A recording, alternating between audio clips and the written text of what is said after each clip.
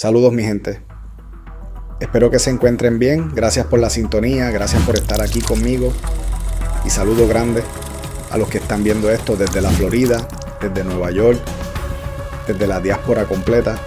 Y a los que están aquí en la isla, pegados a la pantalla, como si sintieran que algo se movió en la casa, aunque nadie pasó por el pasillo. Y antes de arrancar, dime en los comentarios desde dónde me estás viendo, porque esto no es un video más. Esto es de esos relatos que te cambian la respiración aunque sea de día, con el sol prendido y la puerta cerrada. Porque hay nombres que no entran a una conversación sin bajar la voz, nombres que no se dicen rápido, nombres que hacen que alguien mire para la ventana, que cierre la puerta con seguro, que apague la luz del pasillo aunque todavía no sea de noche.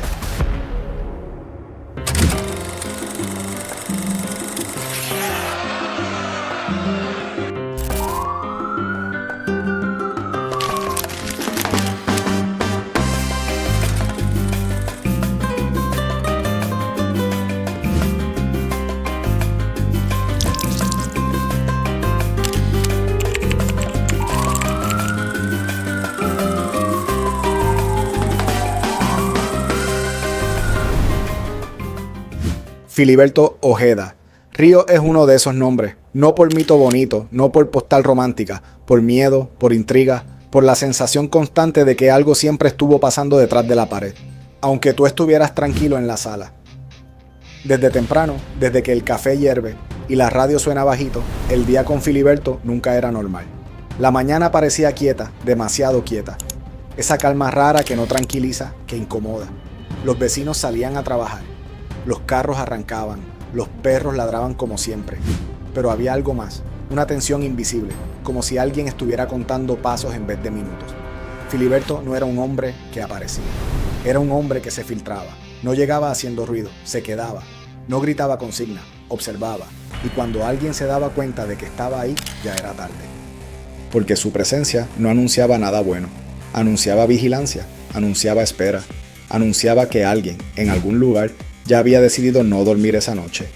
La tarde caía pesada cuando su nombre corría de boca en boca, no en periódicos, no en discursos, en susurros, en esquinas, en llamadas cortas que se colgaban rápido. Dicen que Filiberto anda cerca, y con esa frase, la isla entera parecía encogerse un poco, porque no se sabía si cerca era el barrio, el monte, la carretera o la casa de uno. El terror no siempre viene con tiros, a veces viene con paciencia.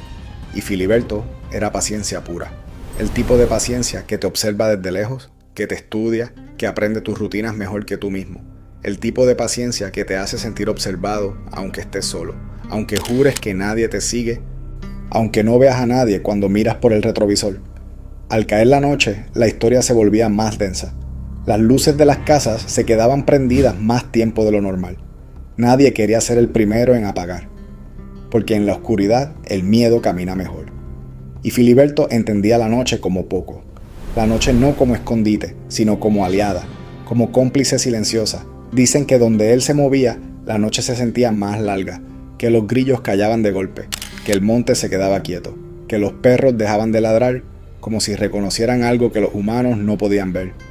Puede que suene exagerado, hasta que escucha a 10 personas distintas contar lo mismo, sin conocerse entre sí. Filiberto no era solo un hombre, era una idea que se te metía en la cabeza, una idea peligrosa, porque no sabías si era héroe, villano, mártir o amenaza. Y esa ambigüedad era lo que más miedo daba, porque lo que no se define, no se controla, y lo que no se controla, se teme. Por la mañana, la isla fingía normalidad. El tapón, el trabajo, el calor pegajoso, el sudor bajando por la espalda. Pero debajo de todo eso, había otra conversación ocurriendo. Una conversación muda. ¿Dónde está? ¿A quién está mirando? ¿Quién fue el último en verlo? Al mediodía, cuando el sol cae sin misericordia, el miedo se disfraza de cansancio. La gente baja la guardia creyendo que el calor lo vuelve todo lento. Error. Es ahí cuando la vigilancia se relaja, cuando la mente se nubla, cuando los pasos se repiten. Y Filiberto, paciente, anotaba mentalmente cada error. La tarde traía rumores, siempre rumores, que si lo vieron en el monte, que si alguien juró escuchar radios raros, que si un vecino dejó de salir de la casa. Nada confirmado, todo inquietante, porque cuando nadie confirma nada, el miedo se multiplica.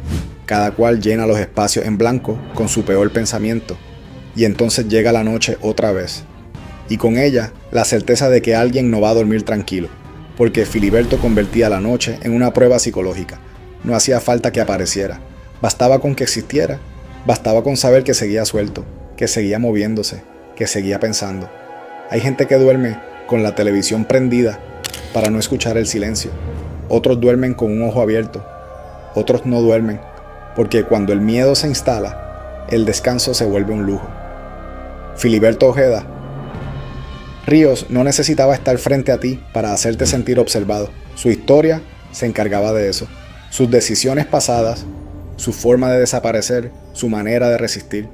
Todo eso construía una sombra larga, una sombra que alcanzaba mañanas, tardes y noches sin pedir permiso.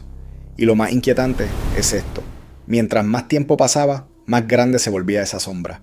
Porque el miedo crece cuando no se resuelve, cuando no hay cierre, cuando no hay final claro, cuando el nombre sigue flotando sin explicación completa. Esta no es una historia de blancos y negros, es una historia de zonas grises tan oscuras que parecen negras. Es una historia donde la intriga no descansa, donde el terror no grita, susurra, donde cada hora del día tiene su propia forma de tensión.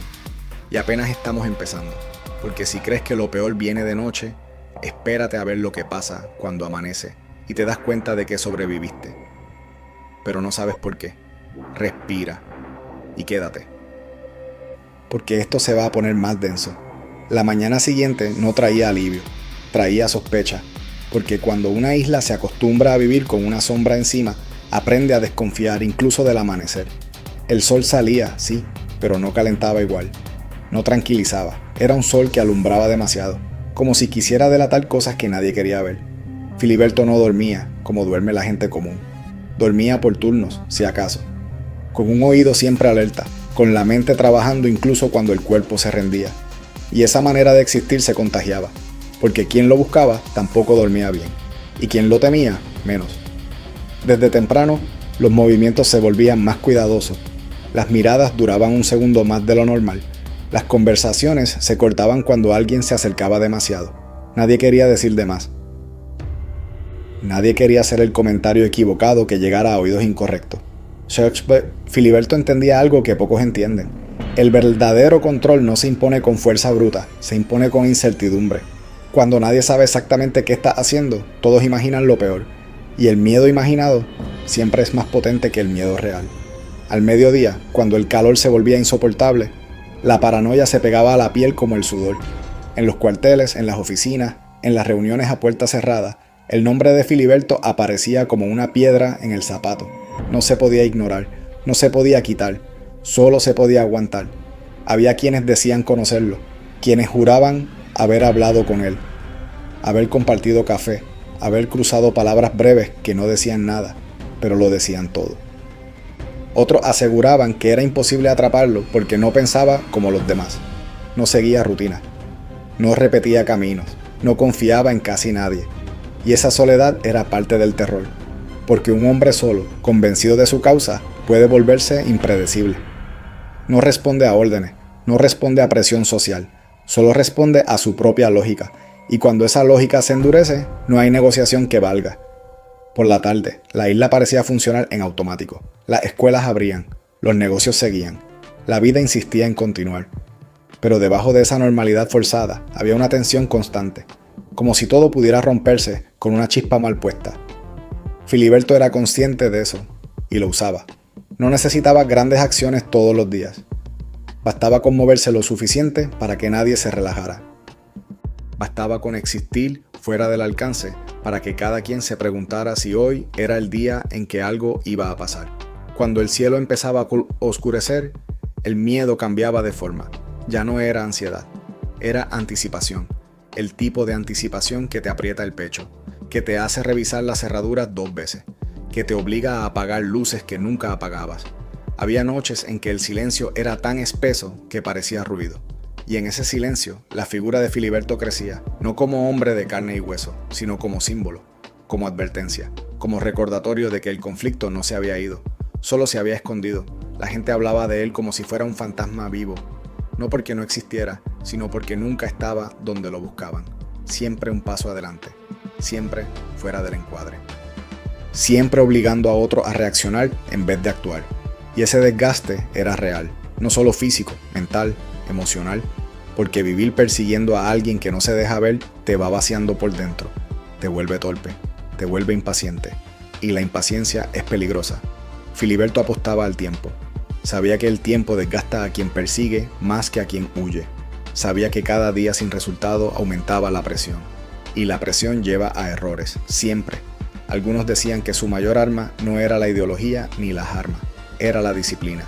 La capacidad de desaparecer sin romper su propio rastro, de existir sin dejar huellas claras, de moverse como si conociera cada grieta de la isla. La madrugada era su territorio favorito, no por romanticismo, sino por lógica. Cuando la mente está cansada, cuando el cuerpo está lento, cuando la vigilancia baja sin darse cuenta, ahí es donde la historia se torcía un poco más. Mientras tanto, en muchas casas, la gente intentaba dormir con la radio prendida, con la televisión murmurando, con cualquier sonido que tapara el pensamiento.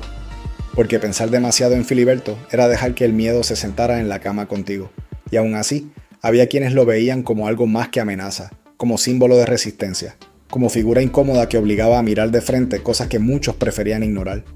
Esa dualidad lo hacía aún más peligroso, porque dividía opiniones. Y cuando una sociedad se divide, el miedo se multiplica. Al amanecer, otra vez, el ciclo comenzaba. Cafés, miradas, rumores nuevos. Nada confirmado, todo latente. Como si la isla estuviera atrapada en un bucle donde cada hora del día tenía su propia versión del mismo temor. Filiberto Ojeda Ríos no necesitaba hablarle a todo el mundo. Su historia hablaba por él. Y mientras esa historia siguiera abierta, nadie podía sentirse completamente a salvo. Porque hay enemigos que se enfrentan con fuerza. Y hay otros que se enfrentan con paciencia. El tercer día nunca es como el primero. Ya no hay sorpresa, tampoco incredulidad. Lo que hay es cansancio. Un cansancio raro, acumulado, que no se quita durmiendo porque no viene del cuerpo, viene de la cabeza. Y en la isla, ese cansancio empezaba a notarse en todos lados. Las agencias amanecían con caras largas, ojeras marcadas, cafés recalentados. Nadie lo decía en voz alta, pero todos sentían lo mismo. Filiberto no estaba huyendo, estaba esperando. Y esa diferencia lo cambiaba todo. Cuando alguien huye, comete errores por prisa. Cuando alguien espera, deja que el error lo cometa el otro. Las órdenes bajaban contradictorias.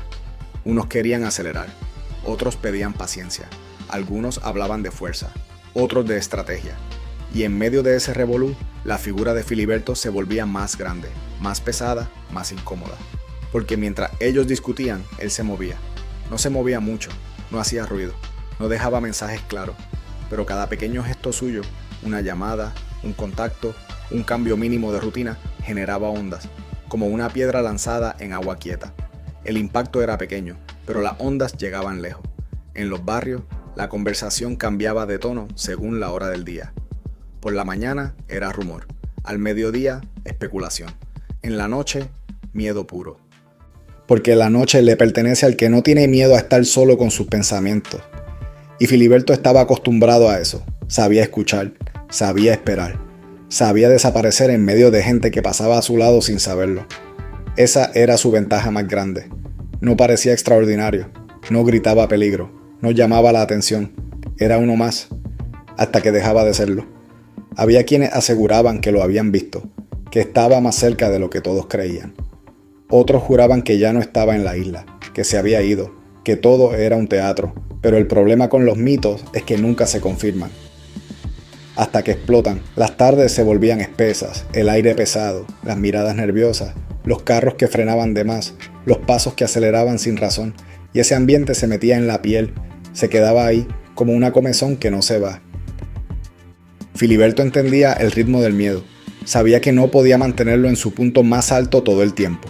Eso cansa, lo debilita, así que lo dejaba bajar, solo un poco, lo suficiente para que la gente creyera que nada iba a pasar. Y justo ahí, volvía a apretar. Esa era su verdadera guerra, psicológica. No necesitaba estar presente para ser protagonista. Bastaba con que su nombre apareciera en una conversación mal escuchada, en un informe incompleto, en un comentario fuera de lugar. Al caer la noche, los operativos se multiplicaban, luces azules rompiendo la oscuridad, radios chisporroteando, órdenes cortas, secas, pero cada puerta que se tocaba y no era la correcta, aumentaba la frustración. Y la frustración lleva a decisiones malas. Filiberto apostaba a eso también. Desde su perspectiva, el tiempo jugaba a su favor. Cada día sin captura era una victoria silenciosa. Cada operativo fallido reforzaba su leyenda. Cada rumor exagerado lo volvía más grande de lo que realmente era. Y eso es peligroso, porque cuando un hombre se convierte en símbolo, deja de importar lo que haga exactamente. Importa lo que representa. Y Filiberto representaba desafío, reto, una herida abierta que nadie lograba cerrar. En la madrugada, mientras la mayoría dormía a medias, él repasaba mentalmente cada movimiento posible. No improvisaba. No se dejaba llevar por impulsos. Su calma era casi insultante para quienes lo buscaban con el corazón acelerado. Había aprendido algo clave. El miedo no siempre se ve, a veces se oye, en la respiración agitada, en el silencio largo, en el ruido que alguien hace al mover una silla de más. Y él sabía escuchar esos sonidos. Mientras tanto, la isla seguía girando. Autobuses, colmaditos, oficinas, todo funcionando por inercia. Pero debajo, la tensión seguía creciendo, porque nadie sabía cómo iba a terminar esto. Y la incertidumbre pesa más que cualquier amenaza directa. Al amanecer del cuarto día, algo estaba claro, aunque nadie lo dijera. Ya no se trataba solo de capturar a Filiberto, se trataba de recuperar el control, de demostrar que el miedo no mandaba. El cuarto día amaneció distinto, no porque hubiera pasado algo visible, sino porque no había pasado nada. Y ese silencio era lo que más preocupaba. En este tipo de cacerías, cuando todo se queda quieto por demasiado tiempo, es porque alguien está aguantando la respiración, y nadie sabía quién iba a soltarla primero. En los cuarteles ya no se hablaba de si lo encontramos, sino de cuando esto explote.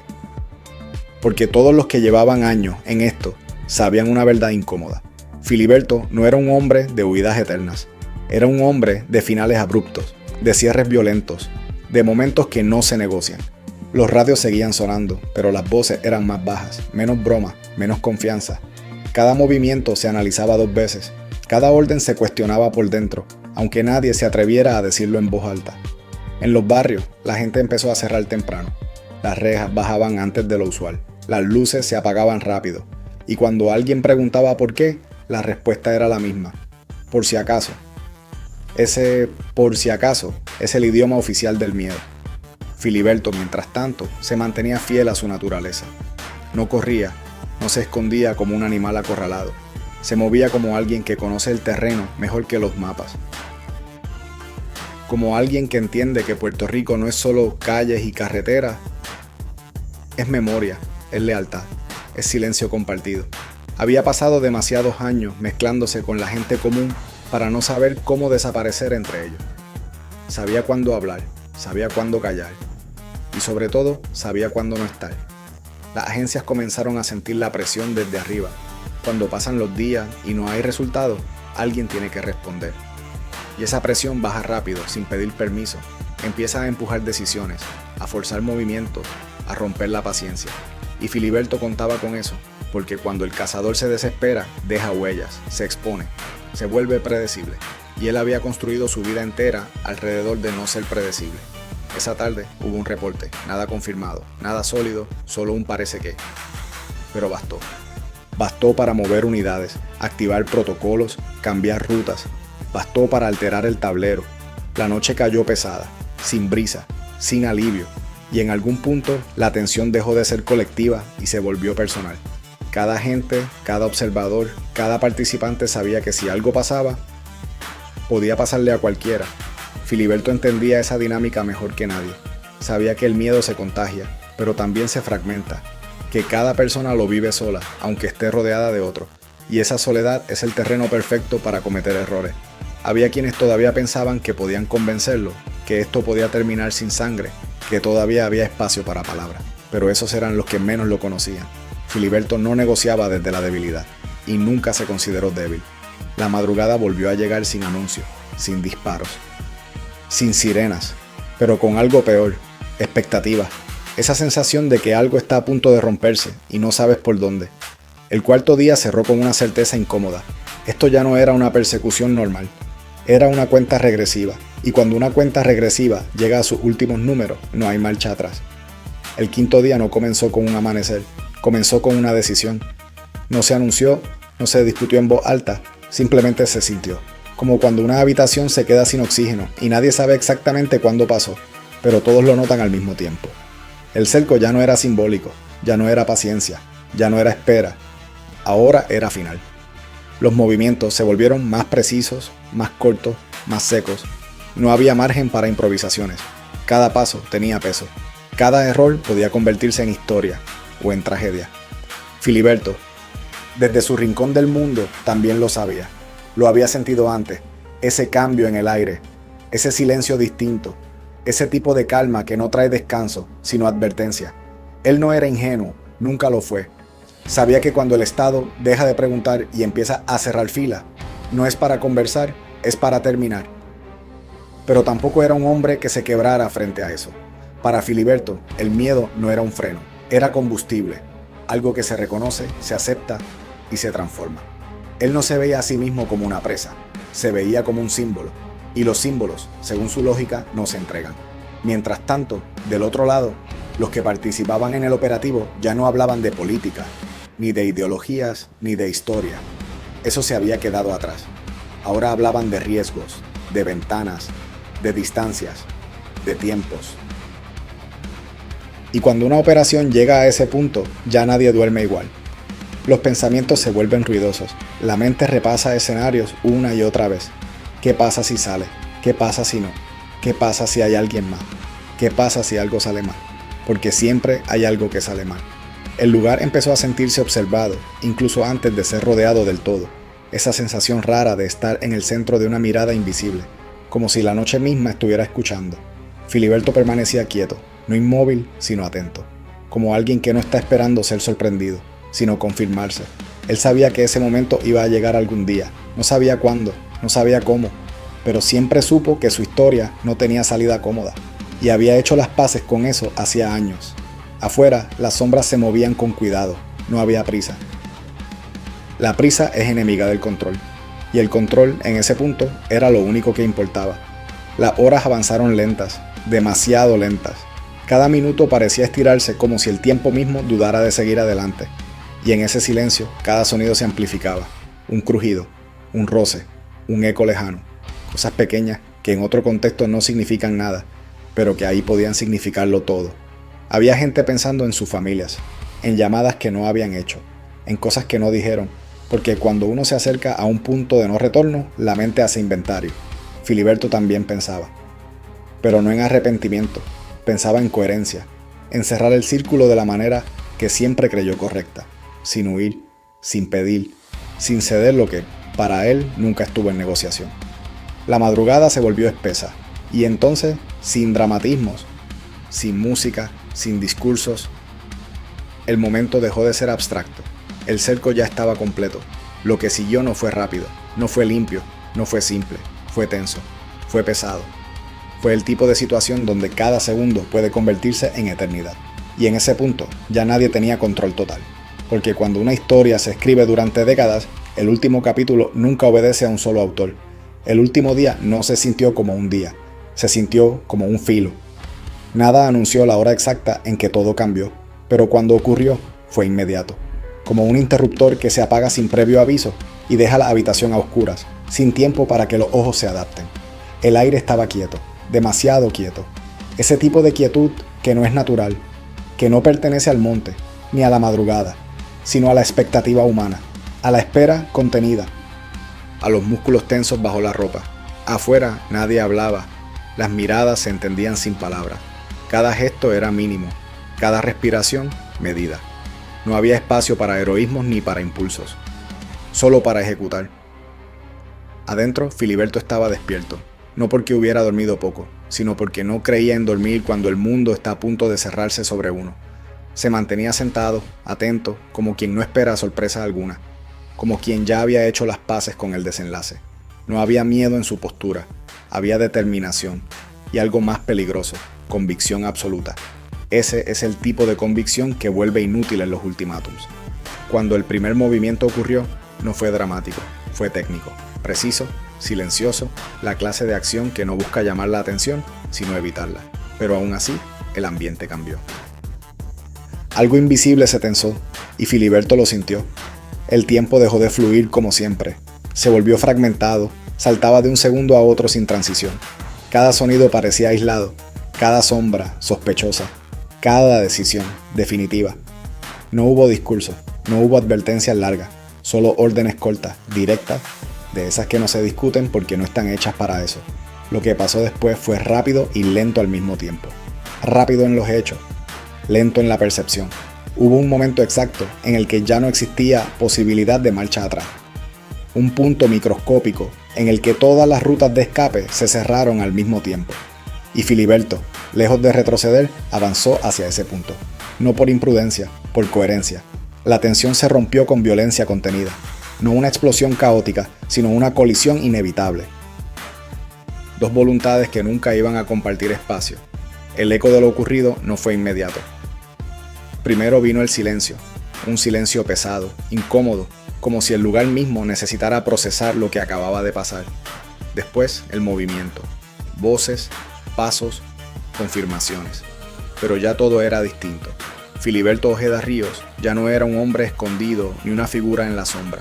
Se había convertido en historia cerrada, en símbolo congelado, en un nombre que desde ese momento sería pronunciado en susurro o con rabia, dependiendo de quién hablara.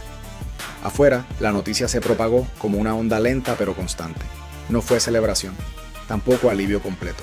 Fue una mezcla rara de impacto, incredulidad y ese sentimiento incómodo que aparece cuando algo termina sin resolverse del todo. Porque aunque el cuerpo ya no estuviera, la discusión seguía viva. Las preguntas, las interpretaciones, las versiones encontradas, nada de eso murió ese día, y quizás nunca lo hará. En los días siguientes el país habló, discutió, se dividió, recordó y volvió a recordar. Porque algunos nombres no se van cuando se apaga la escena, se quedan flotando, incomodando, obligando a mirar atrás. Filiberto Ojeda Ríos no buscó unanimidad, nunca la quiso, y en eso fue consistente hasta el final.